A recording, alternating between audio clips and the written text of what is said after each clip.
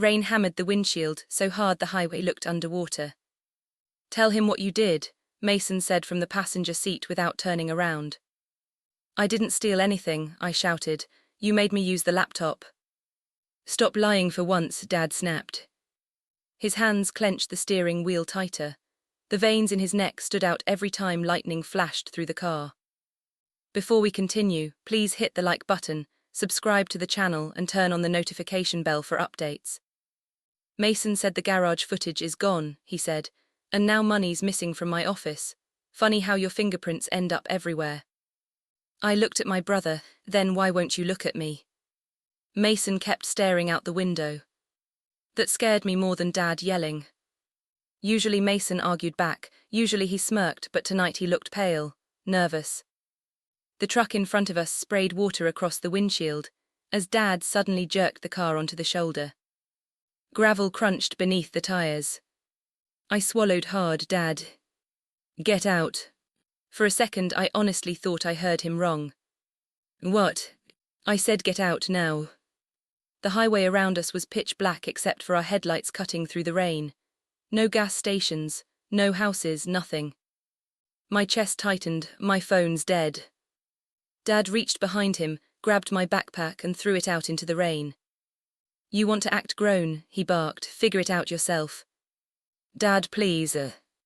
"Maybe now you'll learn," Mason muttered quietly. That hurt worse than the screaming. I stared at him, waiting for him to stop this, to tell Dad the truth. Instead, he kept his eyes forward. Dad unlocked the door. "Out." I stepped onto the wet gravel with shaking legs. Cold rain soaked through my hoodie instantly. Then the car pulled away. The taillights disappeared into darkness. I stood there breathing hard, listening to the sound of tires fade farther and farther down the highway, until there was nothing left except rain and passing trucks. My own dad had just left me there. A semi blasted past so close it sprayed dirty water across my face. I stumbled backward into the ditch, my heart slamming against my ribs. I started walking because standing still felt worse. Every pair of headlights made me panic. Every sound in the trees made me turn around. Then I saw blinking hazard lights ahead. A dark SUV sat half-crushed in a ditch off the side of the road. The front end was wrapped around a guardrail. For a second I froze. Then I heard someone inside groan. I ran toward it. "Hey, can you hear me?" The driver's side window was shattered. Rain poured through the broken glass onto an older woman slumped against the steering wheel. Blood ran down the side of her forehead. "Don't move," I said quickly. "I'm calling somebody." "My dead phone." "Right." The woman blinked weakly at me. "Help." "I'm here," I said, reaching for the door handle. That's when police sirens exploded through the darkness behind me. Blue and red lights flooded the highway. And suddenly I realized how this looked. Me, alone, next to a crashed car. At 1 a.m. The second the police cruiser stopped behind the SUV, panic hit me so hard my knees almost gave out.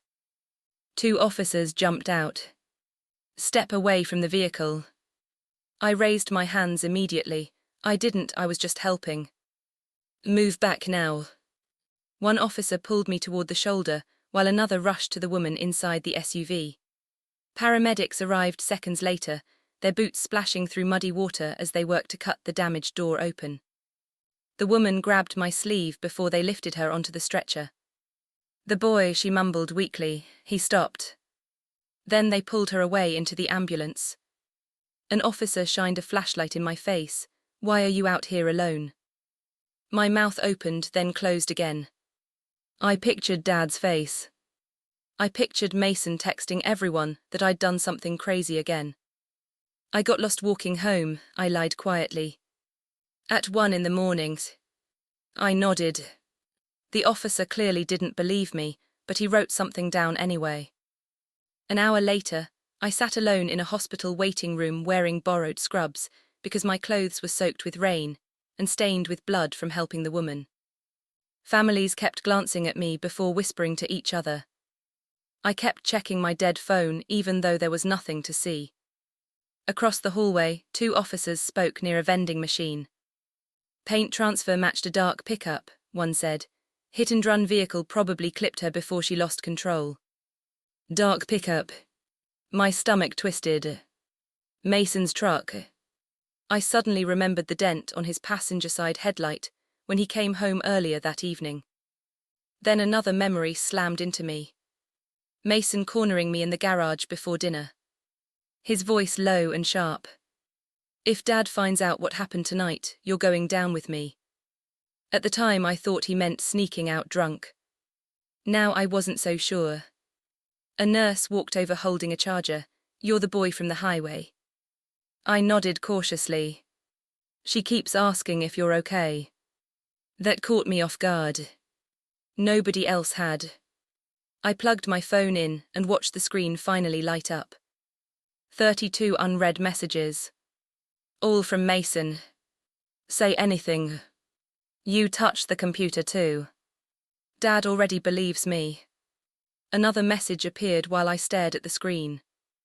Delete everything else. My hands started shaking. Everything else. I opened the cloud backup app Mason once shared with me for gaming clips. Recently deleted files. Dozens of thumbnails loaded slowly. Then one image cleared into focus. Mason's truck. Parked inside the garage. Passenger side headlight shattered.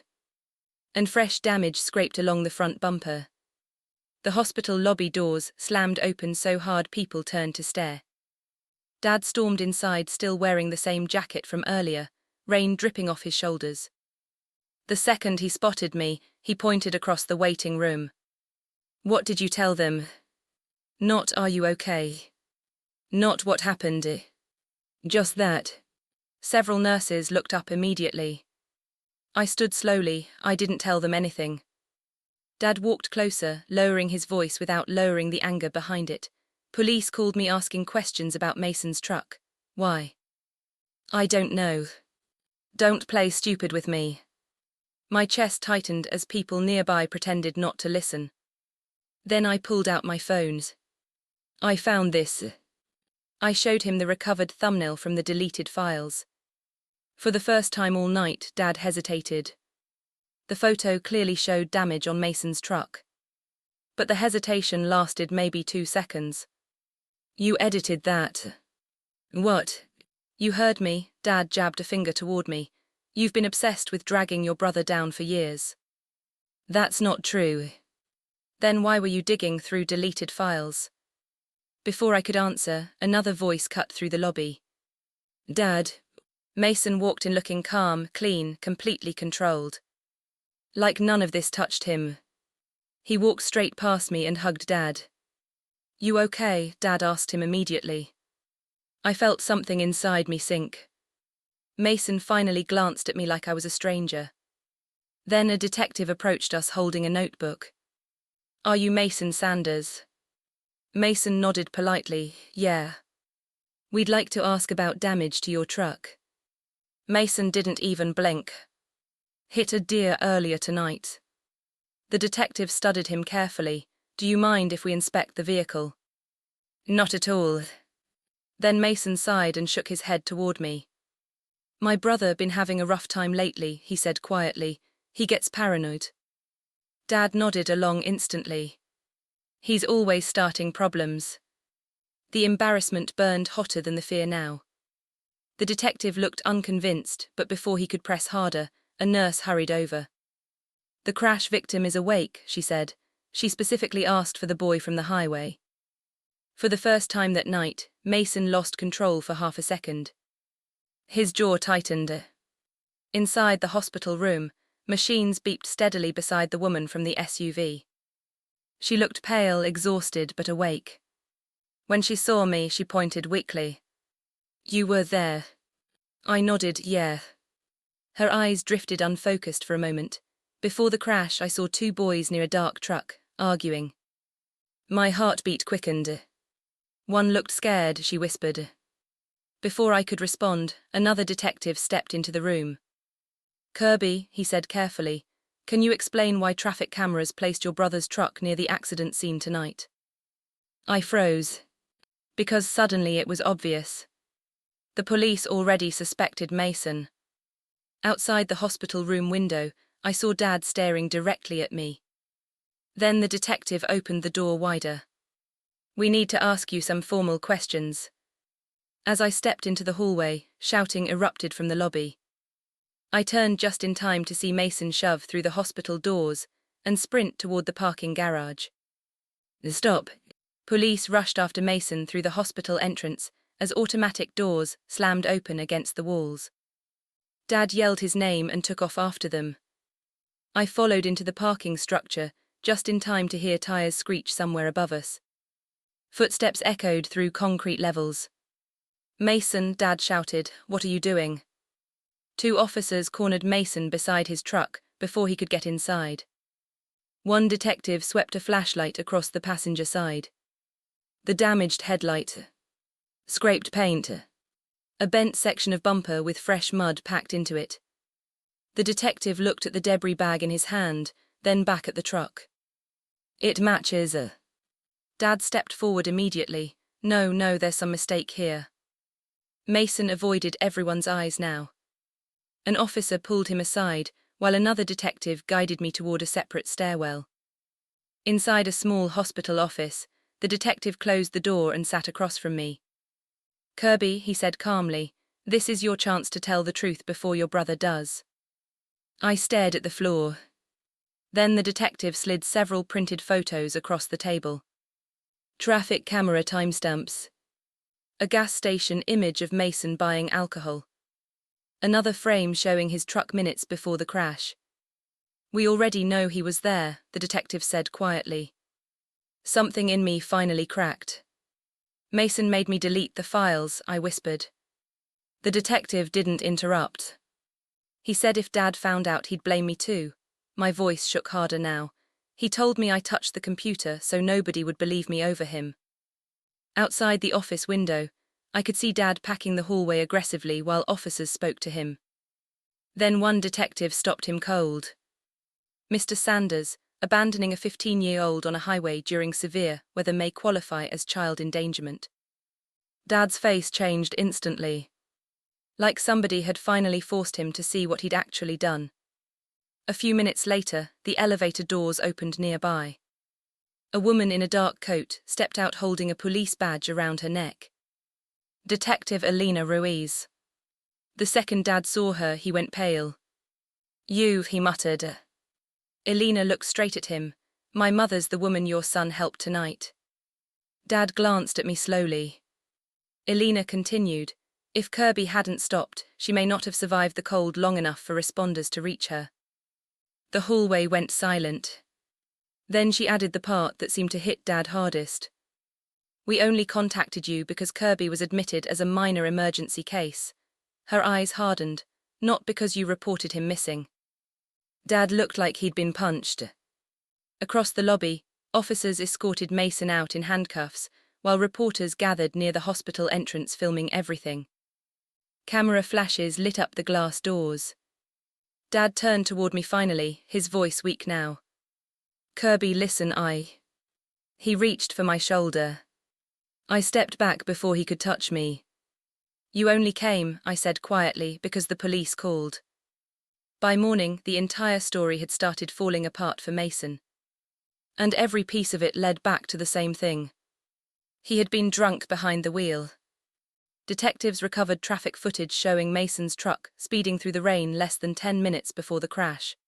Gas station security cameras caught him buying alcohol earlier that evening using a fake ID. Vehicle data from his truck matched the impact angle from the woman's SUV. Then the deleted garage footage was restored from cloud backups. That footage changed everything. It showed Mason pulling into the driveway with front-end damage already visible on the truck. It showed Dad confronting him privately in the garage. And 20 minutes later, it showed me entering after Mason begged me to help delete the files. "Please," Mason had whispered that night, packing beside the workbench. "If Dad calls the cops, my life, over." I'd hesitated. Then he leaned closer. "You touched the computer already. If I go down, you go down too." That was the part Dad never heard. He'd only overheard the argument afterward, me panicking, Mason accusing, files disappearing, and he instantly decided I was guilty because that's what he always expected from me. Not Mason. Never Mason. Once detectives put everything together, the charges came fast. Felony hit and runs. Evidence tampering. False statements to investigators. Mason stopped talking completely after the arrest. During questioning, he barely looked at anyone, including Dad. Meanwhile, another investigation opened against Dad for abandoning me on the highway during severe weather conditions. Hospital visitors had recorded him screaming at me in the lobby. By the next afternoon, clips were spreading all over social media locally. At school, people started whispering about it before I even returned. Dad's company suspended him within the week. Extended family members, who usually ignored me, suddenly started calling after learning what actually happened. Most of them sounded uncomfortable. Like they'd realized too late which son had been telling the truth all along. A week after the arrest, my Aunt Lisa drove in from another county to pick me up. She didn't bombard me with questions. Didn't accuse me. Didn't immediately defend anyone. She just handed me a bottle of water in the car and said, "You can talk when you're ready." That alone almost made me cry. I moved into her house temporarily while the investigations continued. For the first time in years, the silence around me didn't feel dangerous. A few weeks later, Detective Alina Ruiz visited Aunt Lisa's place. She sat across from me at the kitchen table and slid over a small paper bag. Inside was the broken flashlight I'd dropped near the crash scene that night. "My mother wanted you to have it back," Alina said. I nodded quietly. "She remembers more now," Alina continued. "She said you stayed with her even though you were scared." I looked down at the flashlight in my hands. Then Alina said something I didn't expect. When paramedics loaded her into the ambulance, she kept saying the same thing. Alina paused. "That kid looked abandoned too." I couldn't answer for a second. Because she was right. Dad started sending messages after that. Long apologies. Voicemails. Letters. Some blamed stress, some blamed fear, some admitted he trusted the wrong person. I read most of them once, then stopped opening them altogether. Therapy helped more than his apologies did. So did distance. At school, the rumors about me disappeared after the truth came out publicly during Mason's court hearings. Kids who used to joke about me being the screw-up Sanders brother suddenly avoided eye contact in the halls. Mason eventually accepted a plea deal once the evidence became impossible to deny. Dad attended every hearing alone. Mason wouldn't even look at him anymore. Months later, Aunt Lisa drove me past the same highway where Dad left me. Daylight made it look smaller somehow. Ordinary. Cars moved normally through the rain-cleaned roads, while sunlight broke through the clouds overhead. I stared out the window at the stretch of shoulder where I'd stood alone that night thinking my life was over. But that was actually the night everything hidden finally surfaced. My phone buzzed in my pocket. Another voicemail from Dad. I looked at it for a few seconds, then deleted it without listening. The night my dad left me on that highway was the night I stopped begging to be believed.